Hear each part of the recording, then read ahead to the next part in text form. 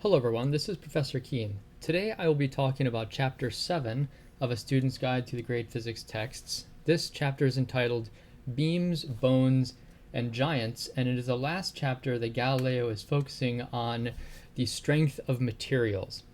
You might recall that in the previous discussion, which was from the second day of Galileo's dialogues, Salviati, Sagredo, and Simplicio found that by using the law of the lever, one can conclude that the transverse force required to break a beam extending horizontally from a wall depends on the beam's length and diameter. In particular, it depends on the length and diameter in the following way. I'll draw a picture of this. So you have a beam sticking out of the wall, and if it has a length L and a diameter D, and we're asking how much force does it take, how much transverse force does it take to break it, the transverse force required to break it scales as the cube of the diameter divided by the length. That is, by doubling the diameter, you increase the transverse force required to break it by a factor of 8. And if you double the length, you reduce the transverse force required to break it by a factor of 2. So again, this is the transverse force required to break this beam.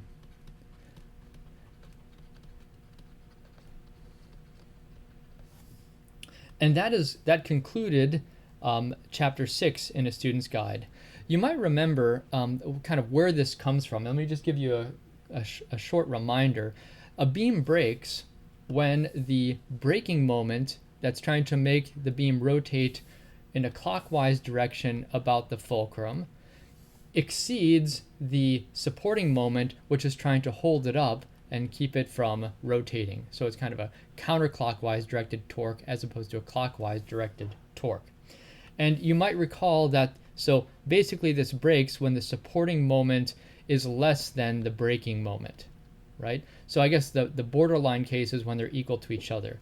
And the supporting moment, that was proportional to the longitudinal resistance and the lever arm d over 2, right? So this was this lever arm right here, and there was a resistive force that was holding it together right here. So the supporting moment went as that resistance, the longitudinal resistance, and that the lever arm, and the braking moment goes as the transverse force and the length, right? And then you might remember that this longitudinal resistance, this was proportional to the square of the diameter, or the area, and so we get two factors of diameter that come in there, and we get one factor of diameter that comes in here. And you'll see here, if we relate these, this is where we get that the transverse force it takes goes as d cubed over L. So this is just a quick reminder. You might want to go back and look at this derivation, but this was a quick aside or a reminder of where we found this formula right here. Okay, so that's by way of review of Chapter 6. Here's the question that we're moving on to now in Chapter 7.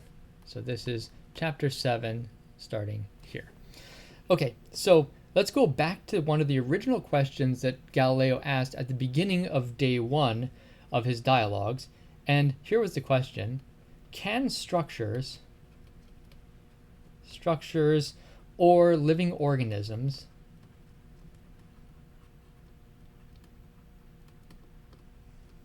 be scaled up, so to speak,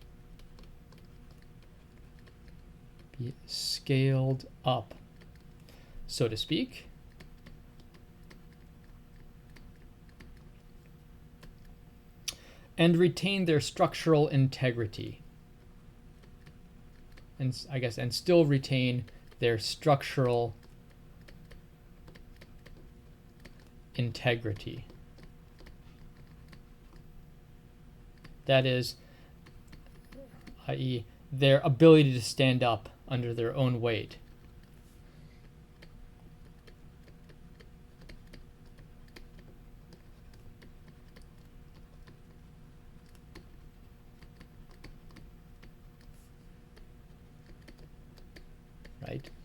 Or is there some kind of size limit? What animated Galileo's interest in this, or what kicked off his interest in this, I suppose, was his analysis of the text of Dante's Inferno. He did a structural analysis of hell in his Inferno to see whether Dante's reported structure would be able to stand up under its own weight or whether it would collapse. It was an interesting theoretical question, but it led to deeper questions about the maximum size or scale of built structures or living organisms. The answer at which he arrives is simply no. Things cannot be simply scaled up infinitely. There's going to be some limit. So this is the answer. Now let's motivate how we know this to be true. So let me give you a simple example that will steer you in the direction of how we're going to answer this question. So consider a beam sticking out of a wall if it's increased in size. So if a beam projecting from a wall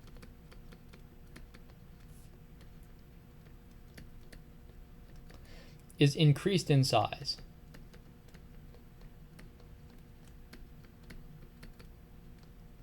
eventually it gets to a size at which it will collapse under its own weight.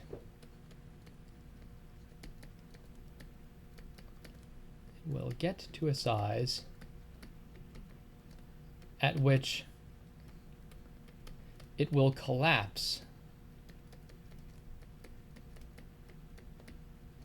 under its own weight. Okay, so let me draw a picture of this. This is the same kind of picture that Galileo has been using all along. So here's a wall. Here's a beam projecting from a wall. And let's suppose that it's got a diameter d and a length L, like this. And then we imagine that its weight, I'm going to draw its center of gravity right here, and there's a weight that is trying to break it. That is, it's creating a torque about this point that is trying to snap it. Okay, and just as for your information, this that we're talking about is Galileo's Proposition VII on page 92 of the text. Okay, now what happens if we scale this up? Okay, so imagine we're just going to increase the diameter and the length in the same by the same factor. What is going to happen? Okay, eventually when you do this, let's say double or triple or quadruple the length and the diameter,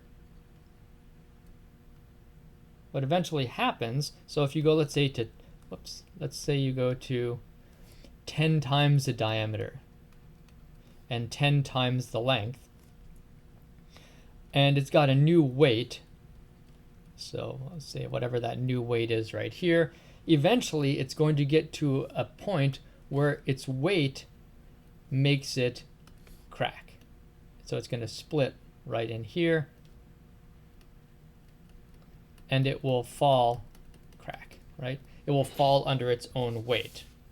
That's the claim that Galileo is making.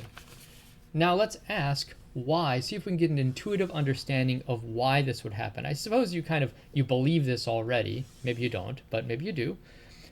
Believe this already, but is there a way we can think about this that would justify our intuitions? So question, why does this happen?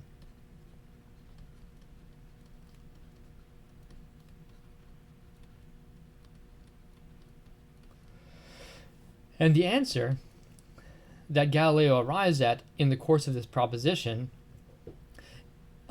is that the braking moment depends on the weight and the lever arm. So we can figure out how that braking moment scales with size. So the braking moment that we had talked about before, the braking moment depends on both the weight of the beam,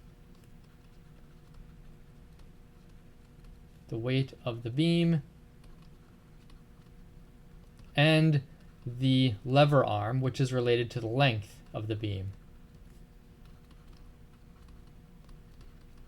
Right?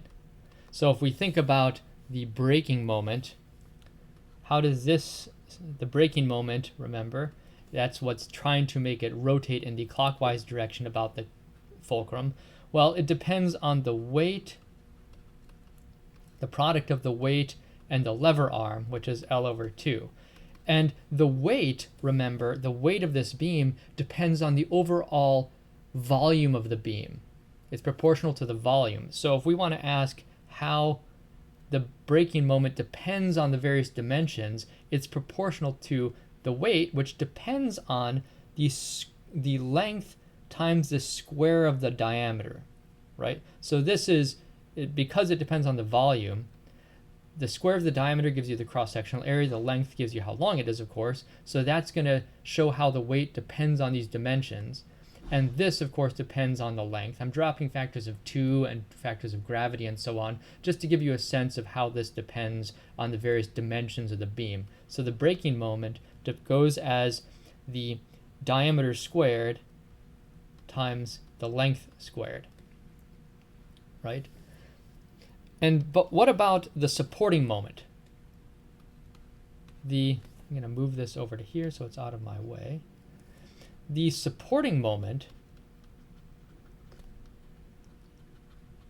remember, that is caused by the longitudinal resistance that is trying to hold this up, right? And this lever arm right here. So there's one lever arm, here's another lever arm right there.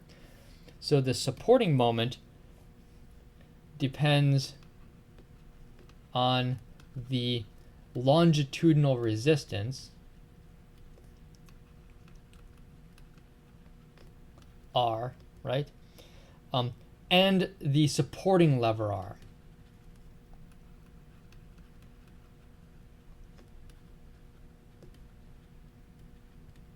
Right? So if we wanted to write down a proportionality for this, so the supporting moment, again, is trying to hold it up, that's proportional to the longitudinal resistance and the supporting lever arm, which is going to be proportional to the width of the beam. I could put d/2 if I wanted to, but we're just interested in not factors of 2, but rather these dimensions here. And the longitudinal resistance right here, that depends on the cross-sectional area. So it goes as the square of the diameter, and this goes as the diameter. And so overall, the supporting moment is proportional to the cube of the diameter, right? So we're getting a sense of how, as you scale the beam up, how the supporting moment changes and how the braking moment changes, right?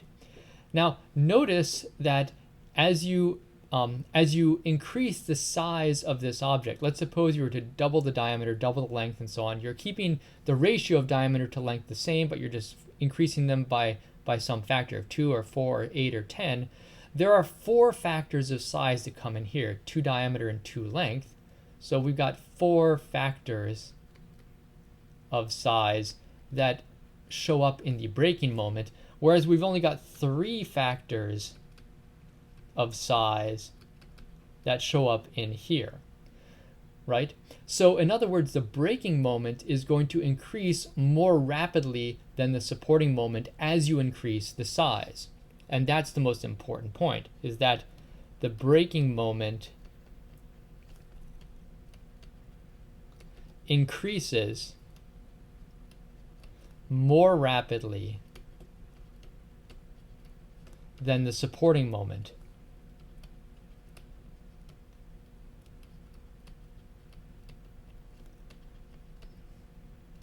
As the size increases, right?